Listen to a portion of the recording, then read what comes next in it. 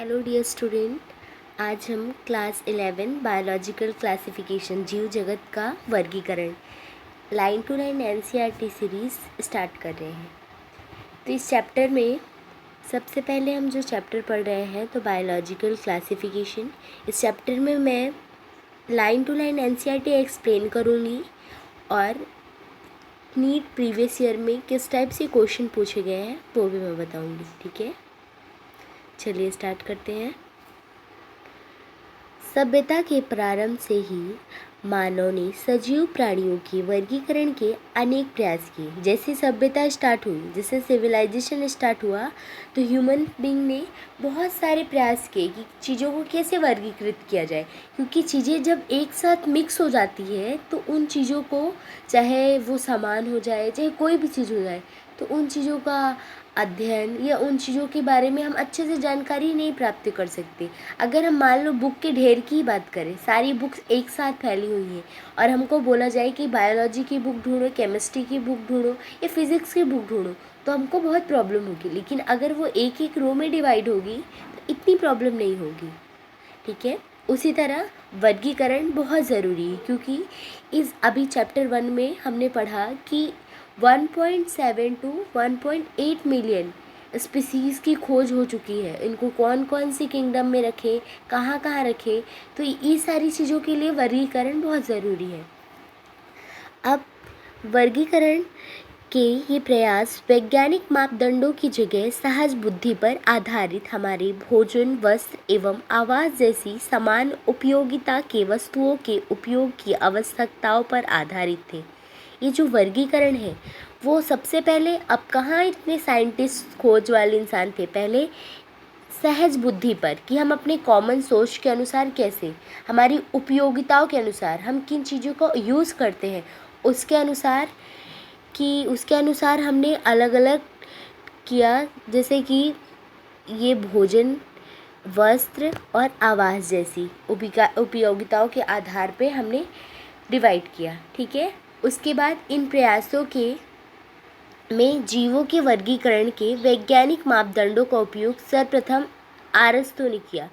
अब अभी तक तो नॉन साइंटिफिक था, अब first scientific basis of classification अरस्तु जी ने किया, जिन्हें जीव विज्ञान का जनक कहते हैं, फादर ऑफ बायोलॉजी। ठीक है, उन्होंने साइंटिफिक अप्रोच लगाई कि हम चीज़ों को कैसे वर्गीकृत करें।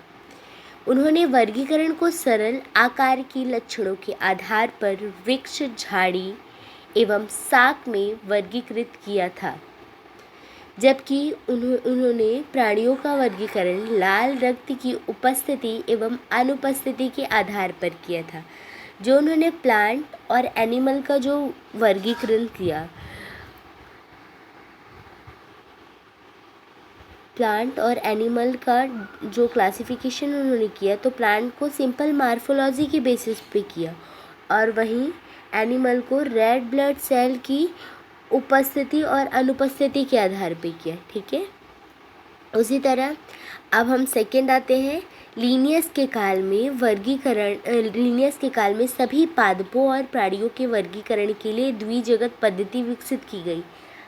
अब टू किंगडम क्लासिफिकेशन आया, वो कैर्लस लीनियस ने लाया। ठीक है, जिसमें उन्हें क्रमशः प्लांटी और एनिमीनिया जगत में वर्गीकृत किया। ठीक है, टू किंगडम क्लासिफिकेशन जो लीनियस ने दिया था, उन्होंने भी प्लांट और एनिमल में दो पार्ट में डिवाइड किया। इस पद्धति के अनुसार यूकैरियोटिक, प्रोकैरियोटिक, एक कोश की, बहुकोश की एवं प्रकाश संश्लेषी व अप्रकाश संश्लेषी के बीच में विभेद स्थापित करना संभव नहीं था।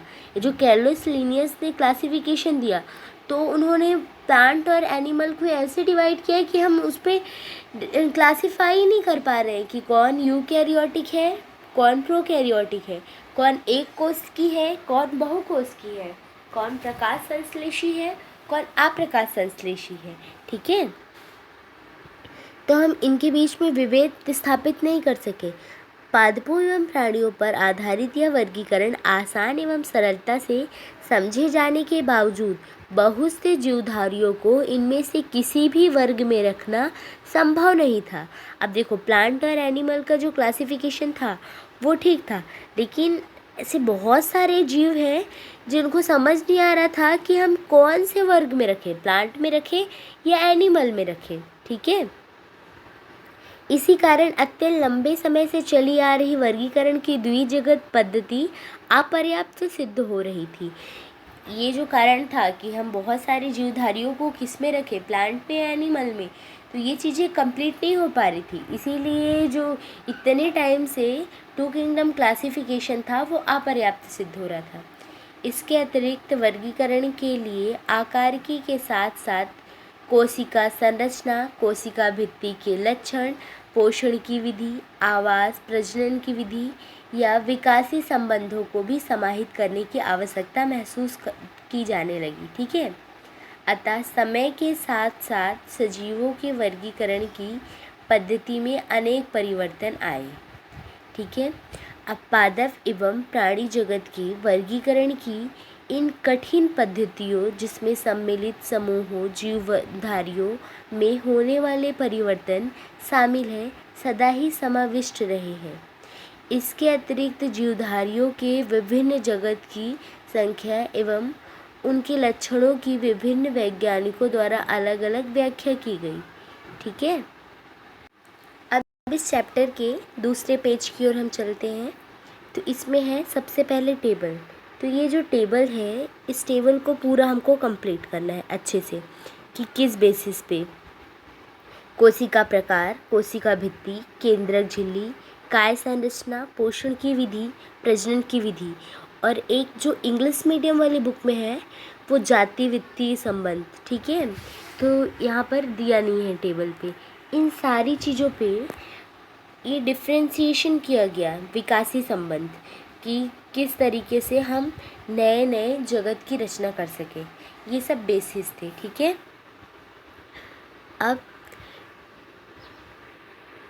सन 1969 में आर.एच. विटेकर द्वारा एक 5 जगत वर्गीकरण की पद्धति प्रस्तावित की गई थी। इस पद्धति के अंतर्गत सम्मिलित किए जाने वाले जगतों के नाम मोनेरा, प्रोटिस्टा, फंजाई, प्लांटी एवं एनिमीनिया है। सबसे पहले जो इसमें एनसीईआरटी की बुक में दिया गया है, सबसे पहले first scientific basis of classification Aristotle ji ने किया था, तो उन्होंने सिंपल मार्फोलॉजी की बेसिस पे कर दिया था। ठीक है, प्लांट और एनिमल को, प्लांट को मॉर्फोलॉजी बेसिस पे और एनिमल को रेड ब्लड सेल के उपस्थिति और अनुपस्थिति के आधार पे कर दिया था। ठीक है, उसके बाद सेकेंड साइंटिस्ट है टू किंगडम क्लासिफिकेशन, कैर्लस लिनियस। तो कैर्लस लिनियस ने प्लांट और एनिमल में क्लासिफिकेशन किया। ठीक, अब थर्ड साइंटिस्ट आए थे हैकल, जिन्होंने एनसीईआरटी में नहीं दिया है, मैं आप लोग को बता रही हूँ। हैकल ने 3 किंगडम क्लासिफिकेशन दिया। ठीक, 3 किंगडम में प्रोटिस्टा किंगडम सम्मिलित हुआ। ठीक है, उसके बाद फिर कोपलैंड ने 4 किंगडम क्लासिफिकेशन दिया कोपलर ने। उसके बाद विटेकर ने 5 किंगडम क्लासिफिकेशन दिया, और इसी बुक में दिया है कार्ल वुड्स ने 6 किंगडम क्लासिफिकेशन दिया। ठीक है, तो 5 किंगडम है, और इनका बेसिस क्या था? बेसिस था इनका कोशिका संरचना, शारीरिक संरचना, पोषण की प्रक्रिया, प्रजनन एवं जाति वित्तीय संबंध उनके वर्गीकरण की पद्धति के प्रमुख मापदंड थे। ठीक है, इसी मापदंड के अनुसार इसको डिवाइड किया गया। तालिका 2.1 में इन सभी जगतों के विभिन्न लक्षणों का एक तुलनात्मक विवरण दिया गया है। अब हम 5 जगत वर्गीकरण से जुड़े मुद्दों एवं धारणाओं पर विचार करेंगे जिससे वर्गीकरण की यह पद्धति प्रभावित है। इससे पहले की वर्गीकरण पद्धति के अंतर्गत बैक्टीरिया, नीलहरित शैवाल, मॉस, फर्न, जिम्नोस्पर्म एवं एंजियोस्पर्म को पादपों के साथ रखा गया था। ठीक है, ये जो थे बैक्टीरिया, ब्लू ग्रीन एल्गी वगैरह, मॉस, फर्न, ये सारी चीज़ें पहले प्लांट, जब टू किंगडम क्लासिफिकेशन कैर्लस लिनियस आपका चल रहा था, तो ये सारी चीज़ें किस पे थी? प्लांट में। इस जगत के समस्त जीवों की कोशिकाओं में कोशिका भित्ति का उपस्थित रहना एक समानता थी, जबकि उनके अन्य लक्षण एक दूसरे से एकदम अलग थे। इसीलिए तो ये अपर्याप्त सिद्ध हो गई, क्योंकि उनका मेन बेसिस क्या था? Cell wall, present of cell wall. जिसमें सेल वॉल है उसको उन्होंने प्लांट में रखा, जिसमें सेल वॉल नहीं है उसको उन्होंने एनिमल में रखा, बाकी चीज़ों को उन्होंने नहीं देखा।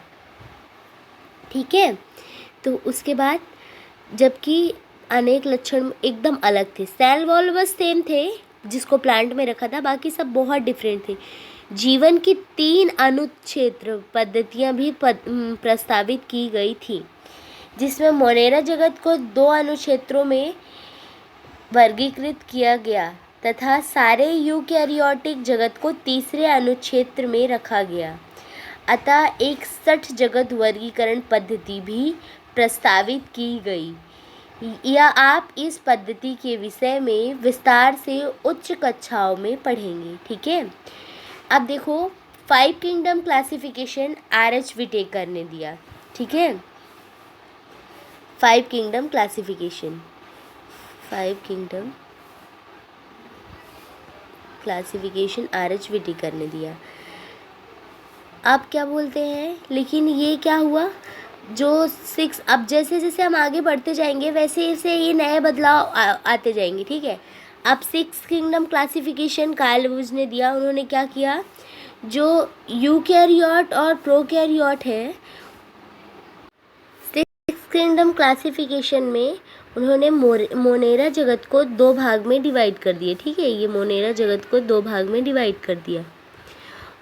अब देखो आगे, आप इस पद्धति के विषय में विस्तार से उच्च कक्षाओं में पढ़ेंगे।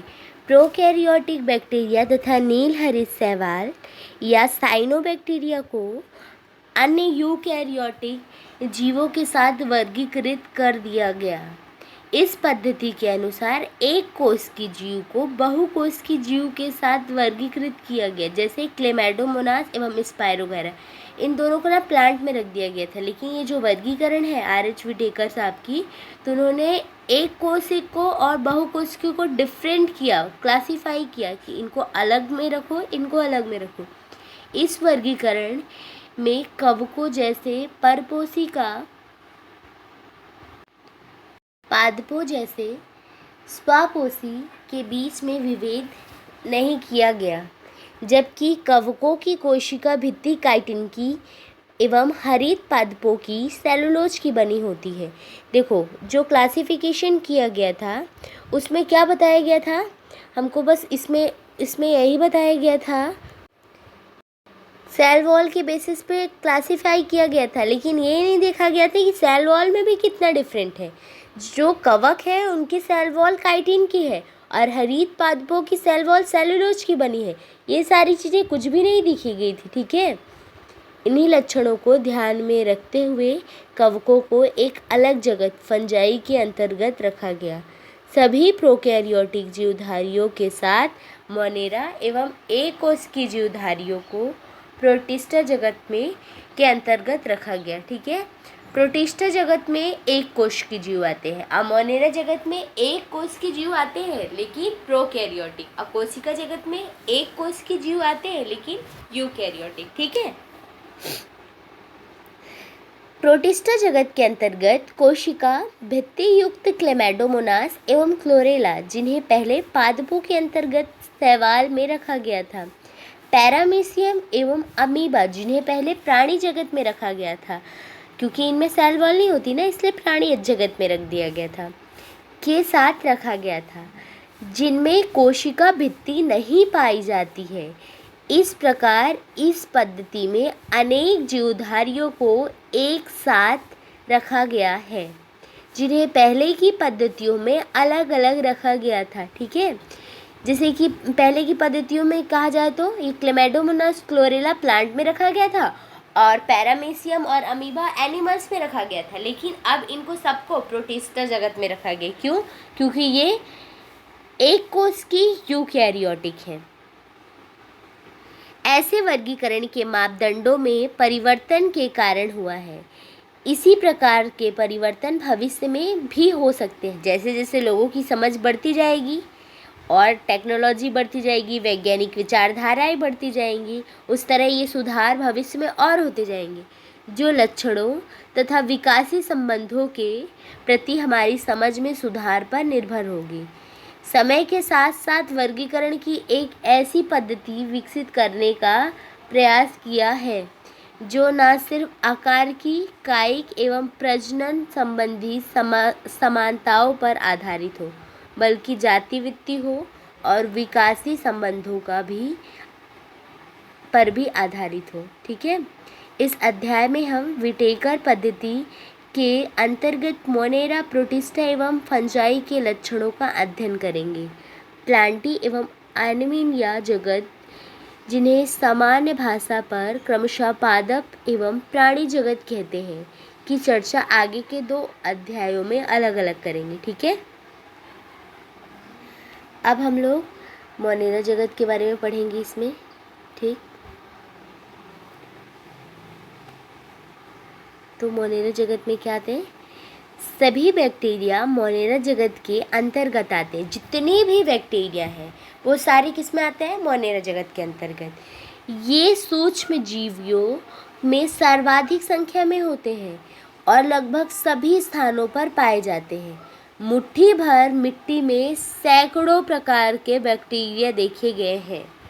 ये गर्म जल के झरनों, मरुस्थल, बर्फ एवं गहरे समुद्र जैसे विषम एवं प्रतिकूल वास स्थानों, जहाँ दूसरे जीव मुश्किल से ही जीवित रह पाते हैं, में भी पाए जाते हैं।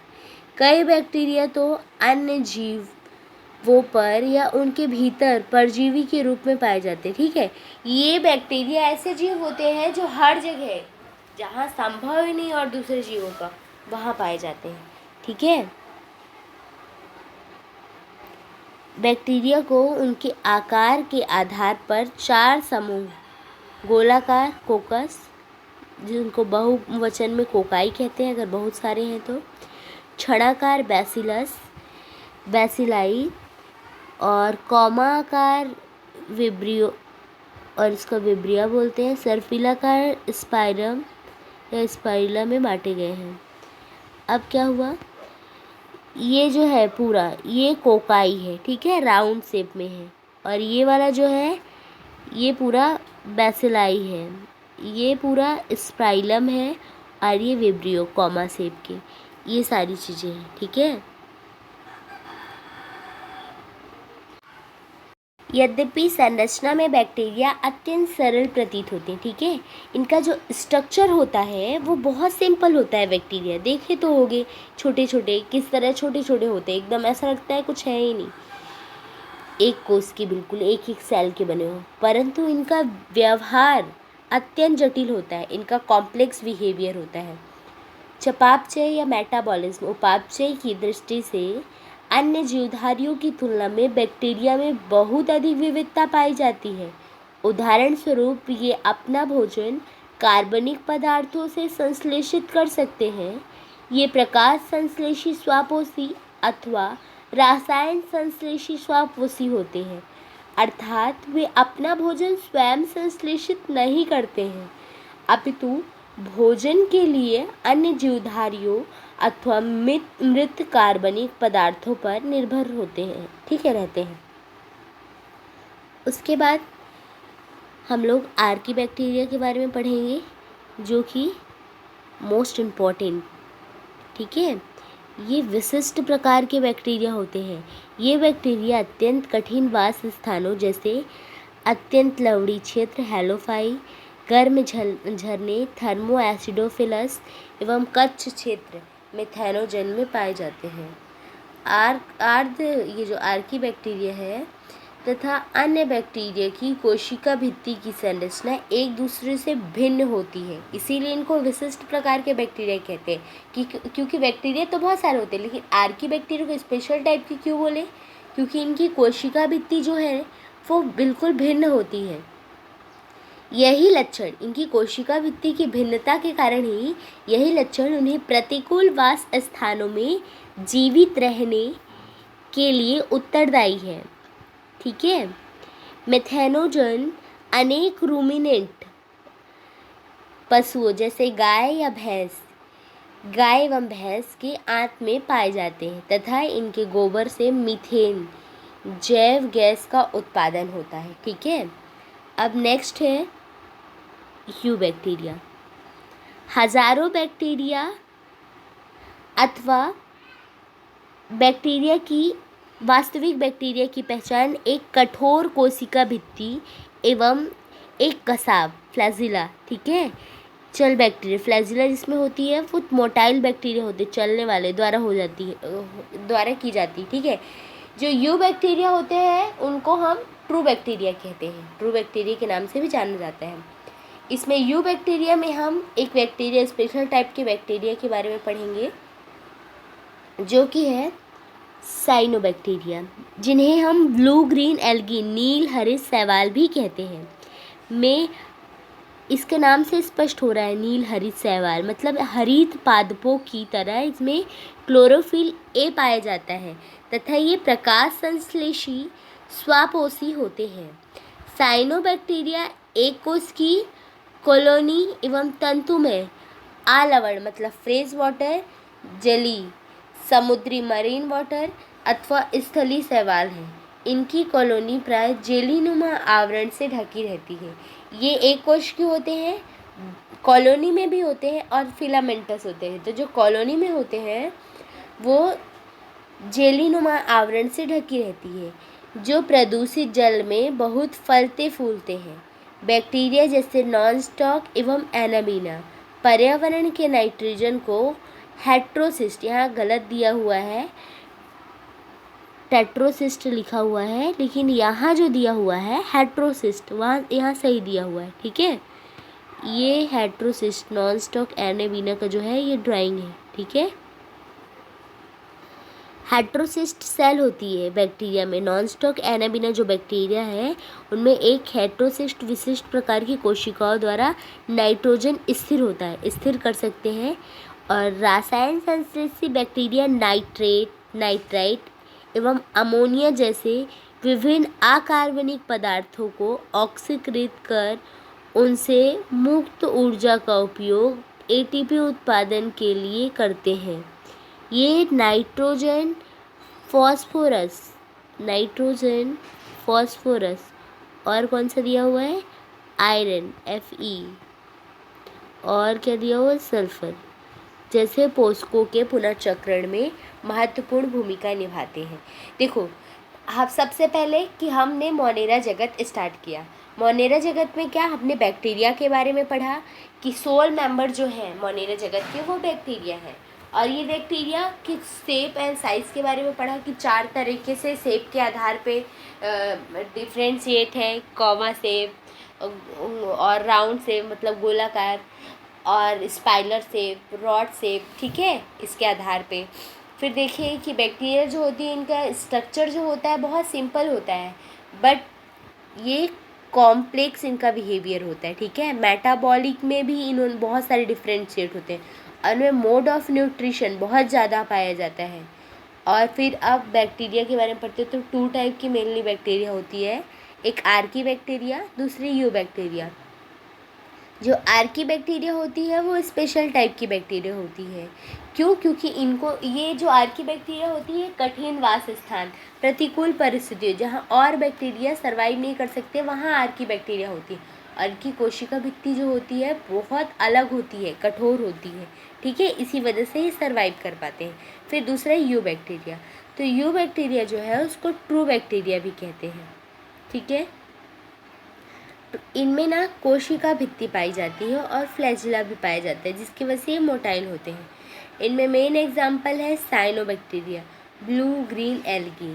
हरित पादपों में क्लोरोफिल ए पाया जाता है, ब्लू ग्रीन एल्गी, जिसकी वजह से प्रकाश संश्लेषी होते हैं। और ये साइनोबैक्टीरिया है वो एक कोश की और कॉलोनी में भी फिलामेंटस होते हैं। जो कॉलोनी में होते हैं ये जो सारी कॉलोनी है, ये जो पूरी ये जो कॉलोनी दिख रही है ना, ये क्या है, कॉलोनी है। तो इसमें जो साइनोबैक्टीरिया है तो इसमें जेलुनुमा आवरण पाया जाता है जिसकी वजह से ये बहुत प्रदूषित वाटर में, अब बॉडी में आवरण है, कुछ नुकसान होगा ही नहीं, तो प्रदूषित वाटर में भी बहुत ज़्यादा फैलते फूलते हैं, इनकी वजह से एल्गल ब्लूम होता है। और फिर जैसे अब बैक्टीरिया का ही पढ़ना है, तो बैक्टीरिया दो बैक्टीरिया के नाम इसमें दिए गए हैं, नॉनस्टॉक और एनाबिना, जो पर्यावरण में नाइट्रोजन फिक्सेशन के नाम से के लिए प्रसिद्ध है। और इनमें ना नॉनस्टॉक एनाबिना में एक स्पेशल टाइप की सेल होती है, इसको हेट्रोसिस्ट कहते हैं, ठीक है, जो नाइट्रोजन का फिक्सेशन करती है। और इसमें जो बैक्टीरिया है और कीमोसिंथेसिस बैक्टीरिया, तो कीमोसिंथेसिस मतलब रसायन का संश्लेषण, तो कैसे नाइट्रेट को नाइट्राइट और अमोनिया इन सारी चीज़ों में संश्लेषण करती है रसायन का, इन सारी चीज़ों के द्वारा, ठीक है। और उसके बाद ये सारी चीज़ें जो है ना अकार्बनिक पदार्थ से एटीपी उत्पादन करती है, और फिर ना ये नाइट्रोजन, फास्फोरस, आयरन, सल्फर जैसे पोषकों का रिसाइकलिंग भी करती। इतना सारा काम है बैक्टीरिया का। अब हेटेरोट्रॉपिक बैक्टीरिया, परपोषी जो बैक्टीरिया है प्रकृति में बहुलता से पाए जाते हैं।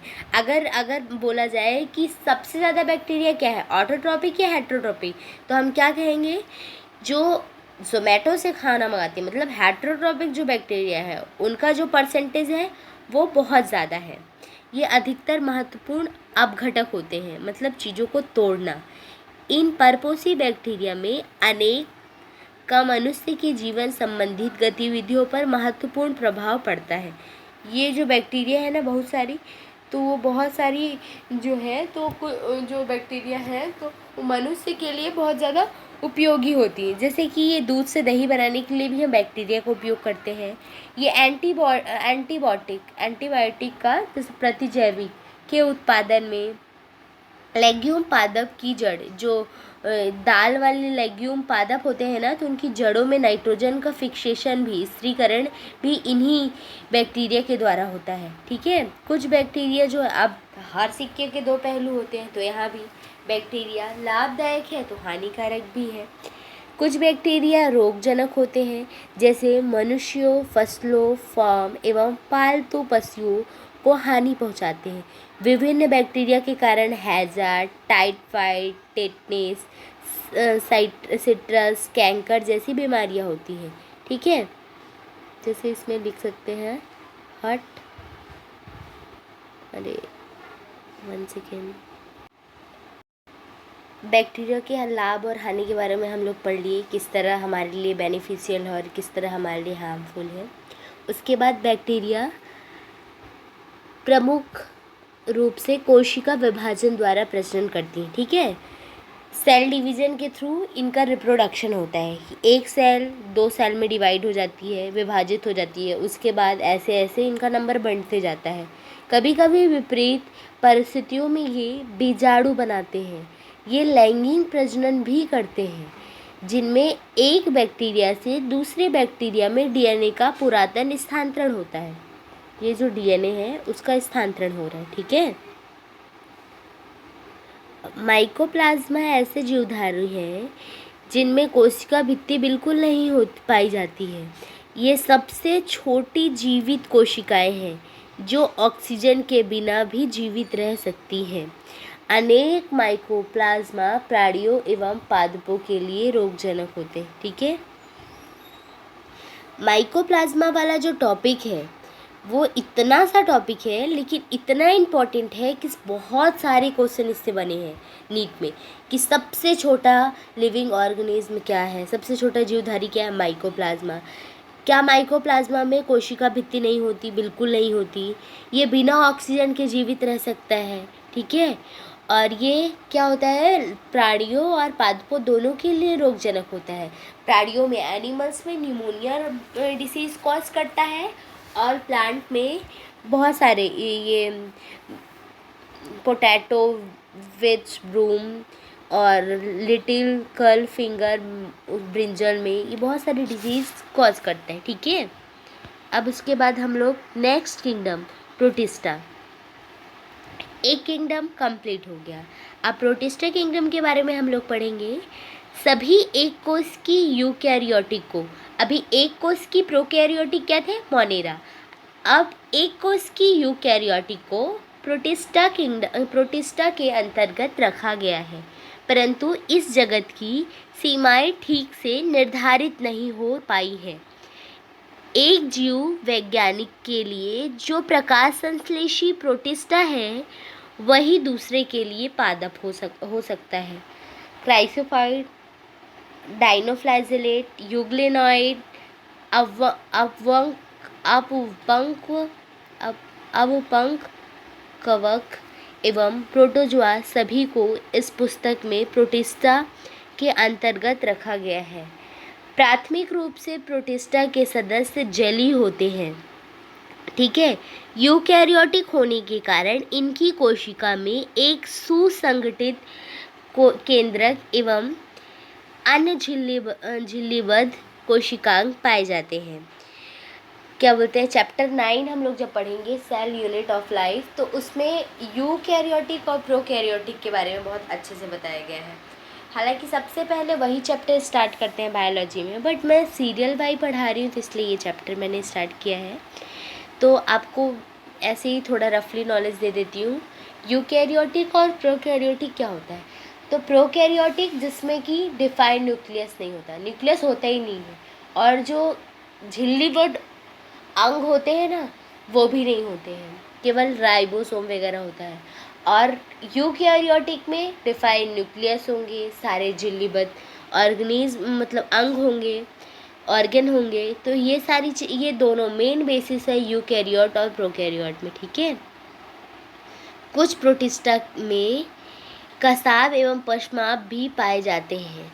ये अलैंगिक तथा कोशिका संलयन एवं युग्मनज जाइगोट बनने की विधि द्वारा लैंगिक प्रजनन करते हैं। अब देखो हम लोग नेक्स्ट पढ़ेंगे इसी में, इसमें क्या क्या है, प्रोटिस्टा किंगडम में क्या क्या है। सबसे पहले है क्राइसोफाइट C, फिर डाइनोफ्लैजेलेट D, फिर यूग्लिनॉइड E, उसके बाद स्लाइम मोड, फिर प्रोटोजुअन्स CDESP, ठीक है। इस तरीके से आपको याद करना है। क्राइसोफाइट के बारे में हम पढ़ेंगे। तो क्राइसोफाइट में क्या है, इस समूह के अंतर्गत डाइटम्स तथा सुनहरे शैवाल, इसको डेस्मिड कहते हैं, ठीक है, आते हैं। ये स्वच्छ जल एवं लवणी जल, फ्रेश और मराइन दोनों पर्यावरण में पाए जाते हैं। ये अत्यंत सूक्ष्म होते हैं, बहुत छोटे होते हैं तथा जलधारा के साथ निश्चित रूप में बहते हैं, पानी के साथ बहते जाते हैं, ठीक है। डाइटम्स में कोशिका भित्ति साबुनदानी की तरह इसी के अनुरूप दो अतिच्छादित कवच बनाती है। इन भित्तियों में सीलिया होती है, जिस कारण ये नष्ट नहीं होते। इस प्रकार मृत डाइटम्स अपने परिवेश वास स्थान में कोशिका भित्ति के अवशेष बहुत बड़ी संख्या में छोड़ जाते हैं। करोड़ों वर्षों में जमा हुए इस अवशेष को डाइटमी मृदा कहते हैं। कणमय होने के कारण इस मृदा का उपयोग पॉलिश करने, तेलों तथा सिरप के निस्यंदन फिल्ट्रेशन में ये समुद्र के मुख्य उत्पादक हैं, ठीक है, चीफ प्रोड्यूसर है ये सब। क्या था क्राइसोफाइट में, एक बार रिवाइज करिए आप लोग। क्राइसोफाइट में था कि ये डाइटम्स और डेस्मिड आते हैं और ये फ्रेश वाटर और मरीन वाटर दोनों में पाए जाते हैं। बहुत छोटे होते हैं और पानी के साथ जैसे जैसे पानी बहता है उसी की तरह बहते रहते हैं। और इनका जो शेप होता है, सेल वॉल होता है, वो सोप बॉक्स की तरह होता है, साबुनदानी के आकार का, ठीक है। और ना इनके जो सेल वॉल होता है उसमें सीलिया का कवर पाया जाता है, और सीलिया बहुत हार्ड होता है, जिसकी वजह से ये नष्ट नहीं होते। इस प्रकार मृत डाइटम्स अपने परिवेश में कोशिका भित्ति बड़ी संख्या में छोड़ देते हैं, और जो डाइटम्स ख़त्म हो जाते हैं, अब ये तो इनकी कोशिका भित्ति तो नष्ट नहीं होती, तो ये अपने परिवेश में ऐसे जमा होती जाती और ये करोड़ों वर्षों में जमा होती जाती है और बहुत लंबे टाइम्स के, और डाइटम्स अर्थ बना लेती है, ठीक है। फिर उसके बाद नेक्स्ट है डाइनोफ्लैजेलेट। ये जीवधारी मुख्यतः समुद्री एवं प्रकाश संश्लेषी होते हैं, मराइन और फोटोसिंथेसिस होते हैं। इनमें उपस्थित प्रमुख वर्णकों के आधार पीले, हरे, भूरे, नीले एवं अथवा लाल दिखते हैं। इनकी कोशिका भित्ति के बाह्य सतह पर सेलुलोज की कड़ी पट्टिकाएं होती हैं। अधिकतर डायनोफ्लैजिलेट में दो कसाब होते हैं, जिसमें एक लंबवत तथा दूसरा अनुप्रस्थ, एक लॉन्गिट्यूडनल और एक ट्रांसफर होता है, ठीक है, के रूप में पट्टिकाओं के बीच खांच में उपस्थित होता है। प्रायः लाल डायनोफ्लैजिलेट की संख्या में विस्फोट होता है, जिसमें समुद्र का जल लाल दिखने लगता है। इतनी बड़ी संख्या के जीव से निकले जीव विष के कारण मछली एवं अन्य समुद्री जीव मर जाते हैं। उदाहरण गोनियोलैक्स, ठीक है। डायनोफ्लैजिलेट में क्या था? डायनोफ्लैजिलेट में ये मुख्यतः क्या है? मराइन और फोटोसिंथेसिस। इनमें बहुत ज़्यादा पिगमेंट पाए जाते हैं, जैसे कि yellow, green, brown, blue, red, ये सारे पिगमेंट। और जो सेल वॉल होता है वो सेलुलोज का बना होता है।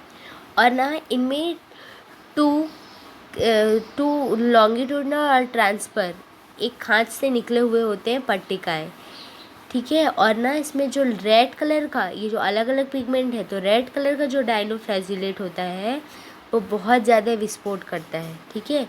समुद्र का जल बिल्कुल लाल दिखने लगता है। उसके बाद फिर यूग्लिनॉइड, इसमें से अधिकांशतः स्वच्छ जल में पाए जाने वाले जीवधारी हैं, जो स्थिर जल में पाए जाते हैं, ठीक है, फ्रेश वाटर में रहते हैं। और ये स्थिर, ये बहते नहीं पानी के साथ, जो पानी रुका हुआ होता है वही पाए जाते हैं यूग्लिनॉइड। इनमें कोशिका भित्ति की जगह एक प्रोटीन युक्त पदार्थ की परत पेलिकल होती है, जो इनकी संरचना को लचीला बनाती, ठीक है। इसमें कोशिका भित्ति नहीं होती, प्रोटीन की परत होती है, जिसे पेलिकल कहते हैं। इनमें दो कसाब होते हैं, जिसमें एक छोटा तथा दूसरा लंबा होता है। यदि सूर्य के प्रकाश की उपस्थिति में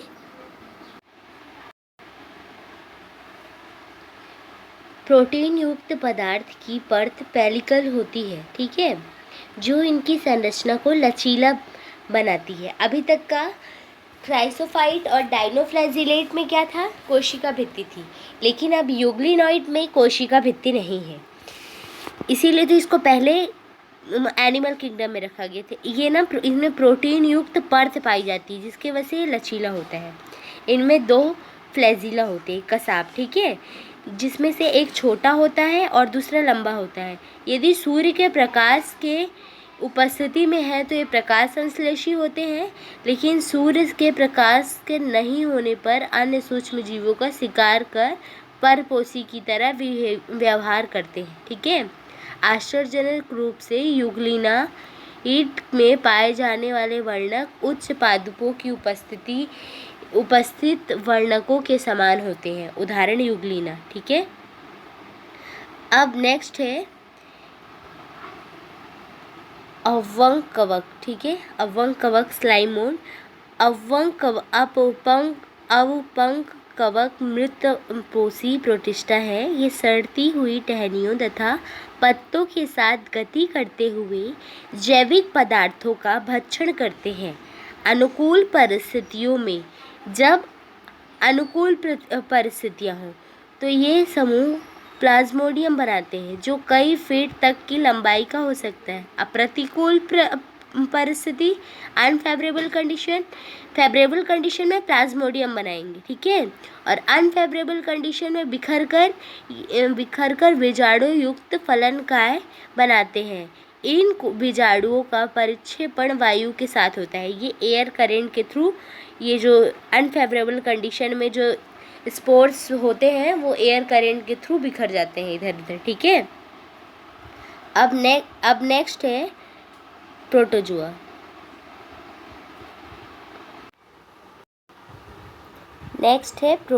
ठीक है। तो सभी प्रोटोजुआ परपोषी होते हैं, जो परभक्षी अथवा परजीवी के रूप में रहते हैं।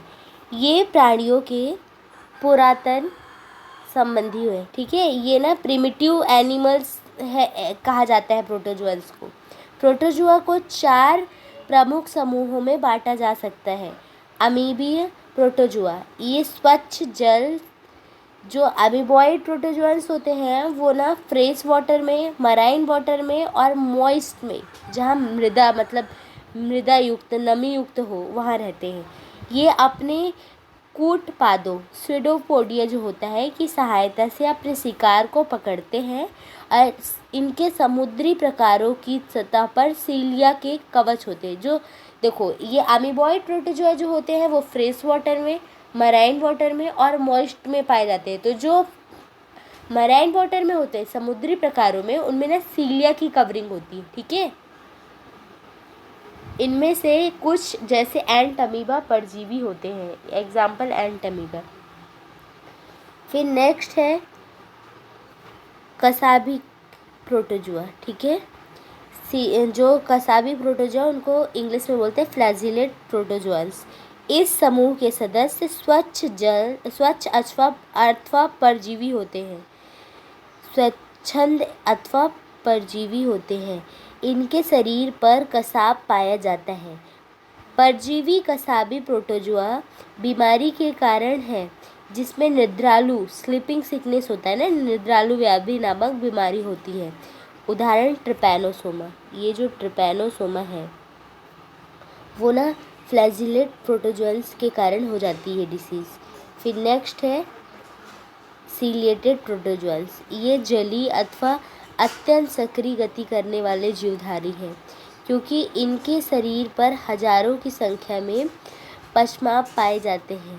इनमें एक गुहा गशिका होती है जो हजारों की सतह के बाहर की तरफ खुलती है। पश्चापों की लयबद्ध गति के कारण जल से पूरित भोजन गलेट की तरफ भेजा जाता है। उदाहरण पैरामीशियम। फिर स्पोरोजुआ। इस समूह में वे विविध जीवधारी आते हैं जिनके जीवन चक्र में संक्रमण करने योग्य बीजाणु जैसी अवस्था पाई जाती है। इनमें सबसे कुख्यात प्लाज्मोडियम मलेरिया परजीवी प्रजाति है, जिसके कारण मानव की जनसंख्या पर आघात पहुंचाने वाला प्रभाव पड़ता है। ठीक है, तो पार्ट 1 में बायोलॉजिकल क्लासिफिकेशन में 2 किंगडम मैंने कंप्लीट करवा दिया है।